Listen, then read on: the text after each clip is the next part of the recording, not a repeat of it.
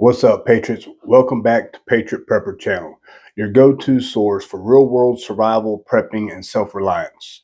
I'm Kelly, and if you're here today, that means you're ready to get prepared, stay informed, and take control of your future. Today, we're diving into the top 5 mistakes new preppers make and how to avoid them. Because let's face it, the world isn't getting any safer, and the people who wait to prepare, well, they're going to be the ones getting left behind. If you're new here, welcome to the channel. Make sure you hit that subscribe button and turn on the notifications so you don't miss a single tip or new videos coming out. All right, enough talk. Let's get into it.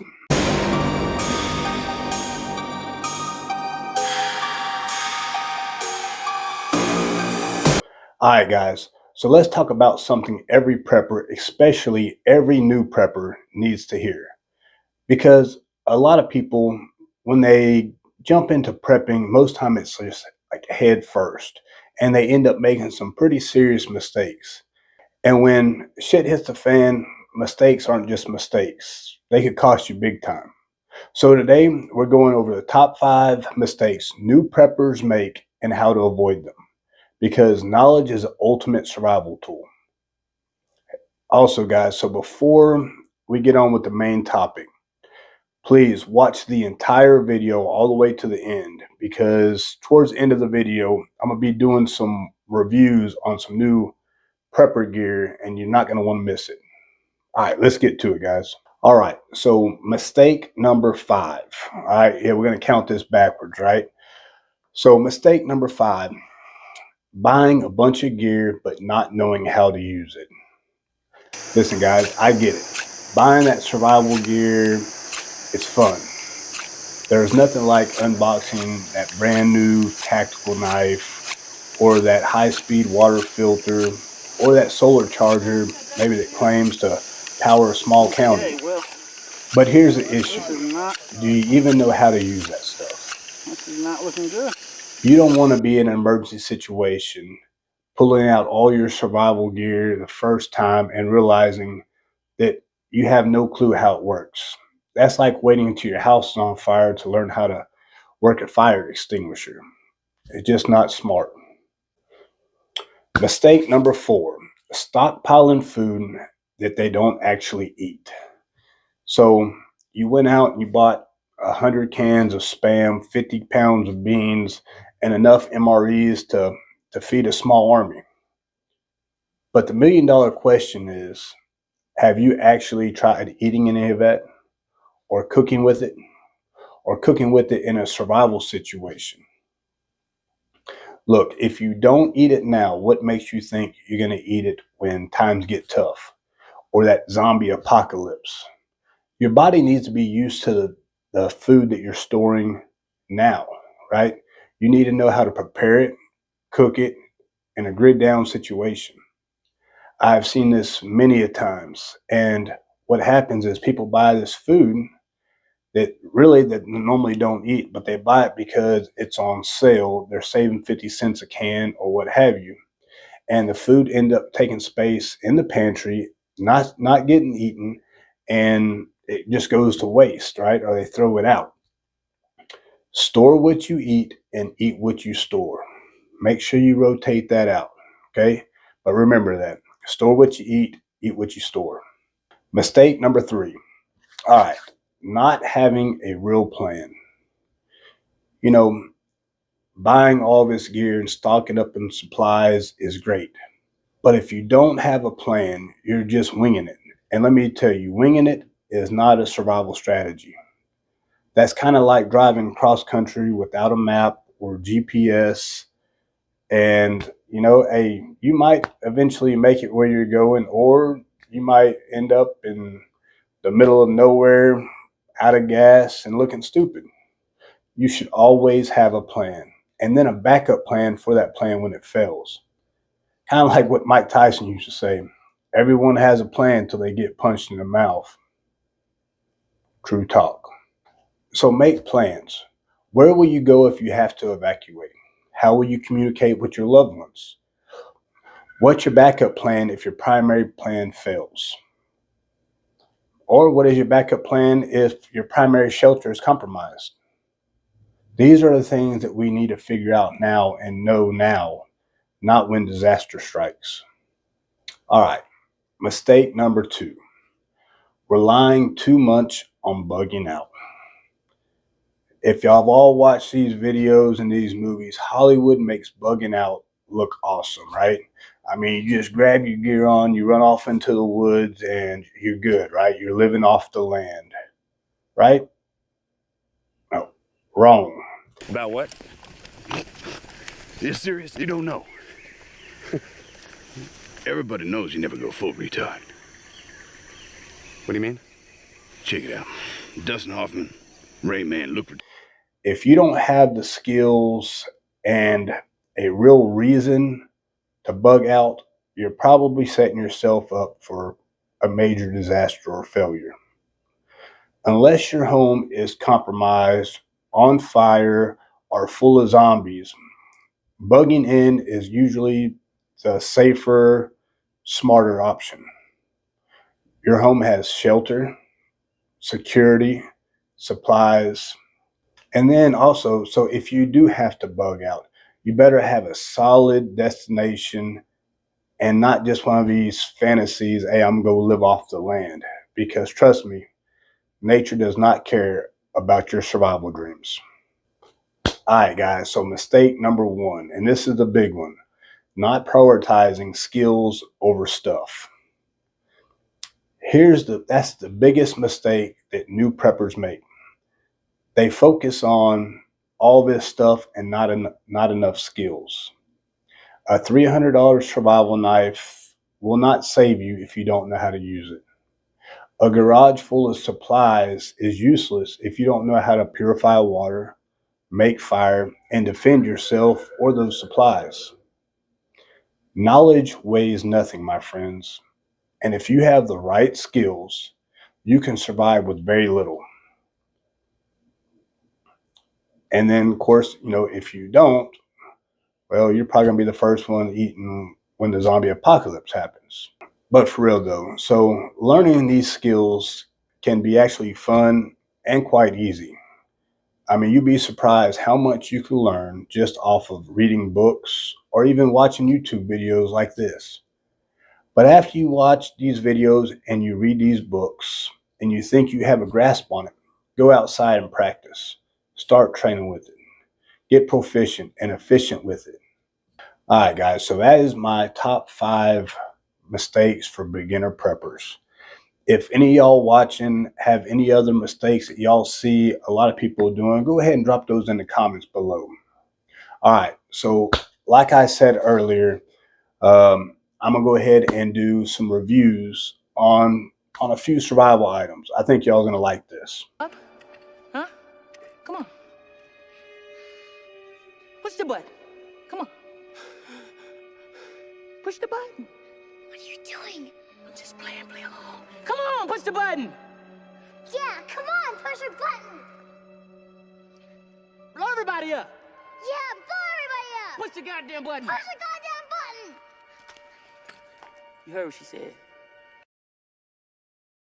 All right, the first one. This right here. The Swisstech Grundent. All right, guys. So this right here, let me open it up for y'all.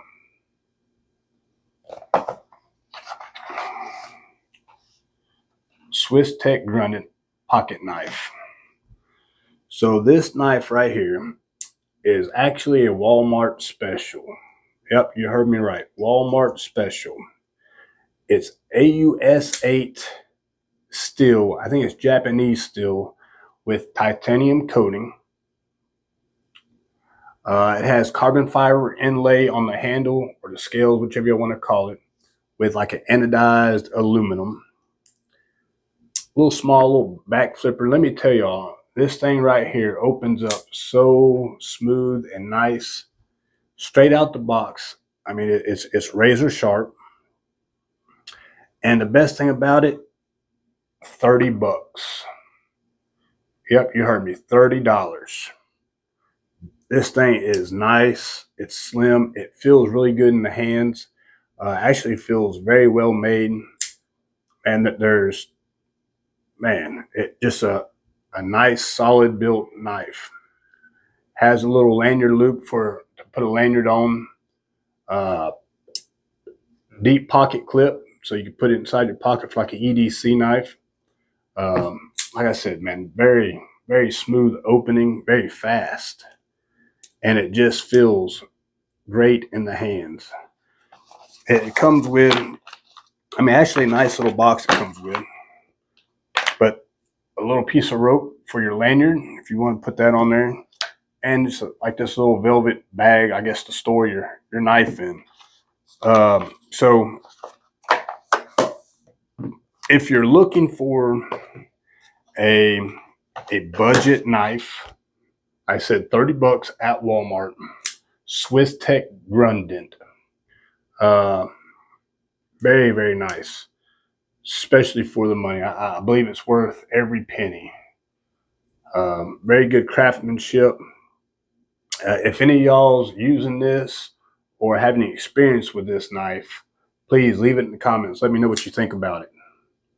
But from what I could tell, really good knife for the money.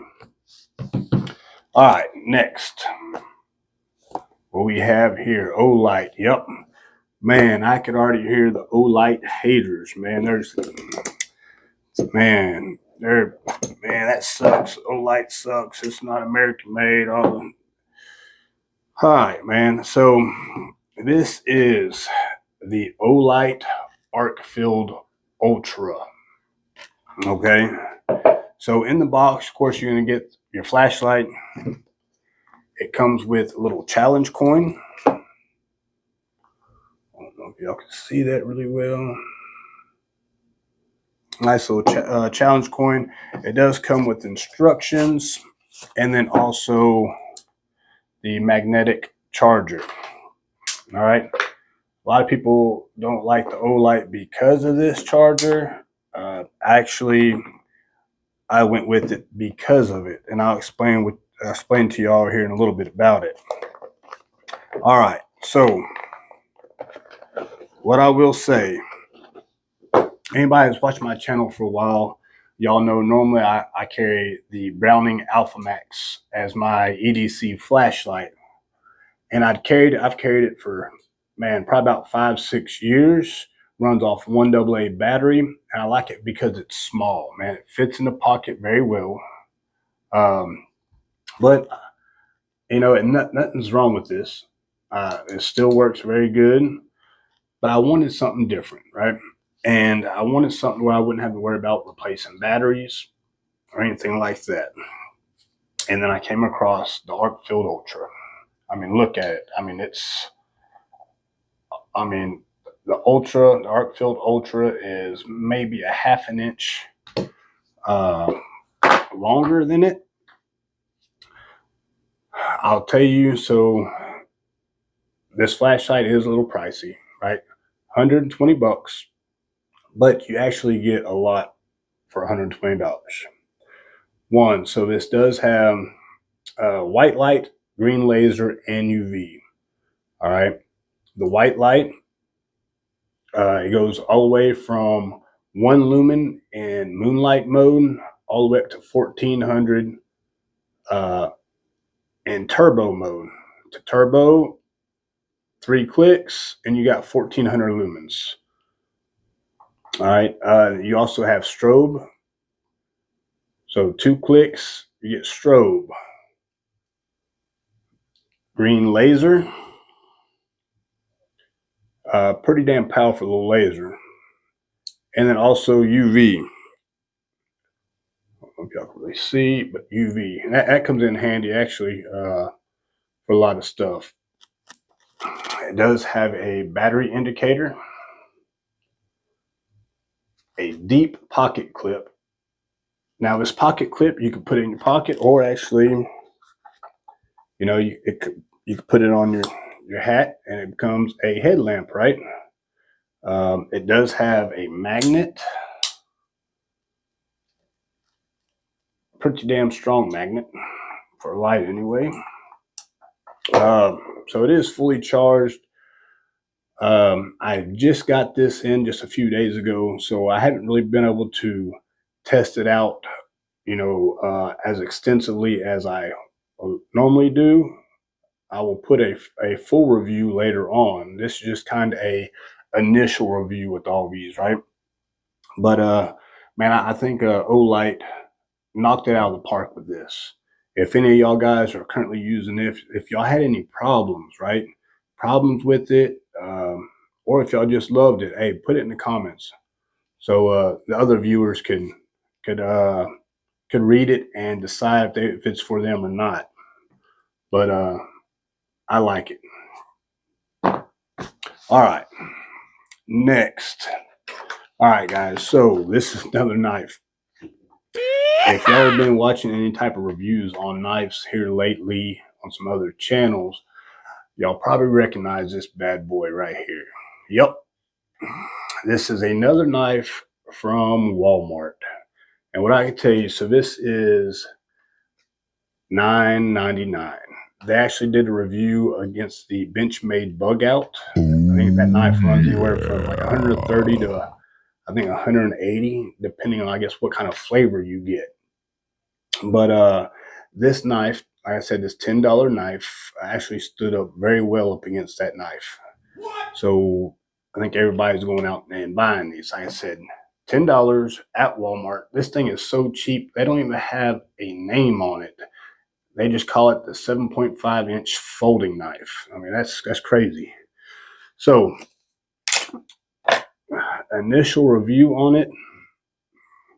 So the blade actually is pretty sharp. It's not as sharp as the Swiss Tech, but it is, I mean, it's fairly sharp. I believe it's D2 steel. Let me see. Yep, D2 high carbon steel. And actually, like some Benchmade, some of these higher class knives actually is using the same steel as D2. So it's supposed to be pretty durable and wear resistance. I will say, so this handle or scale, whatever y'all want to call it, it does kind of feel cheaply made, kind of like it was 3D printed or something. But I mean, what do you expect for a $10 knife, right? The blade lock, I do like. So it's the same thing as the Benchmade Bug Out. It opens fairly smooth and quick. Not really a whole lot of wobble. What I will say, all right, so the pocket clip, you could actually remove this pocket clip and put it on the other side. That's pretty good for a $10 knife. I mean, I've seen higher end knives that don't give you that custom, to where you're able to customize it like that. I guess that's for if you're right-handed or left-handed, depending on, so you can do a quicker deployment, right? So that's pretty cool.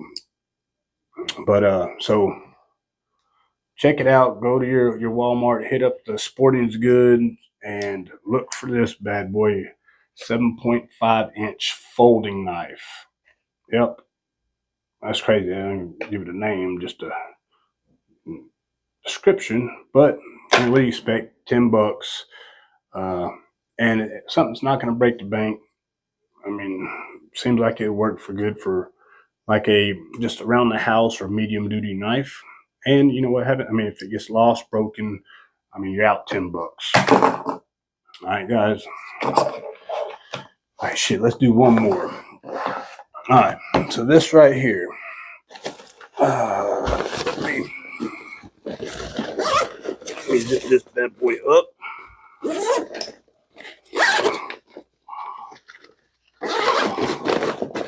All right.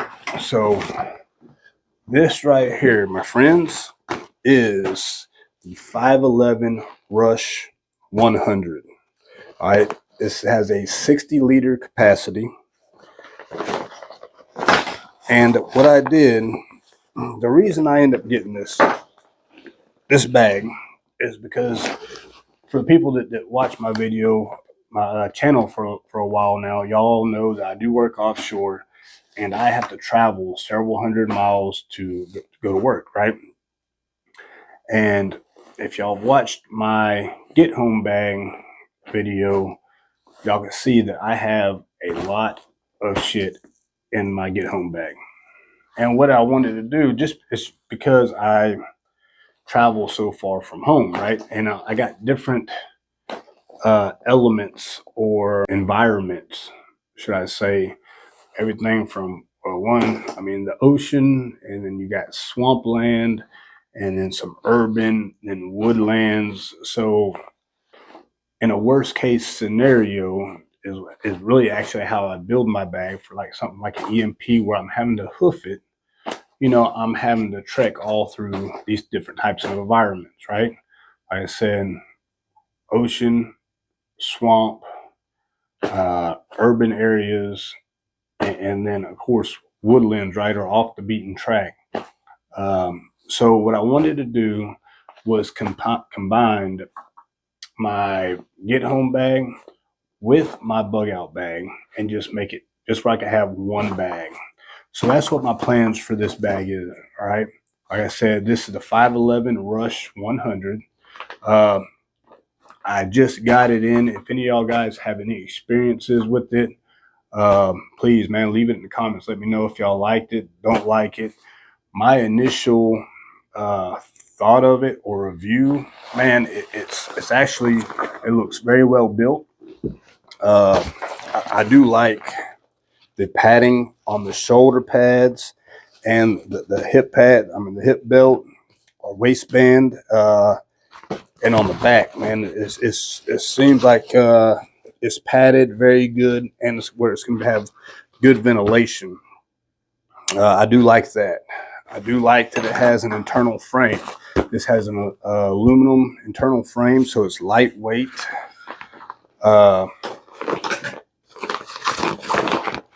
The pouches, so the pouches on the sides, I really don't care for. Talking about these, just my initial thoughts on them, but they are removable. So we'll see what I'm gonna do with those. Smaller front. You can see several different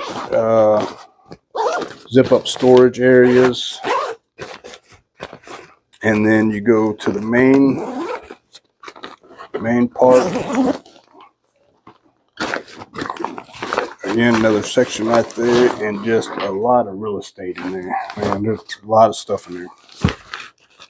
It's I think it's 500 nylon on top, and then I think like 1050 on the bottom. So it's a lot thicker on the bottom. It is lightweight, so I do like that, and it does seem to be built very well. But y'all let me know in the comments if y'all got any experiences with this bag. I'll be testing it out and doing a full review later on with it once I get it going. All right, guys. So that's it. I hope y'all liked the video on the top 5 mistakes that new preppers make and how to avoid them. And like I said, I kind of threw these little reviews in as extra. If y'all have made any of these type of mistakes, don't worry about it. Just get it fixed before it's too late, right? I think we've all kind of made 1 or 2 of these mistakes, especially as we start on our prepper journey. And just get it fixed. Drop me a comment. Let me know, if y'all made any of these, or if y'all know any other mistakes, that y'all see a lot of newer preppers making. But like I said, I hope y'all liked the video. Please make sure you hit that subscribe button. If you did like the video, please give me a thumbs up. It really helps me out here at the channel. And actually, and share this video. Share this video with people you know, people you love. Help get this channel out there. It really will help me out a lot on this channel. Thank y'all. Y'all stay safe, stay prepared, and I'll see you on the next one. Remember, those who prepare today survive tomorrow. Thank y'all. Patriot Prepper out.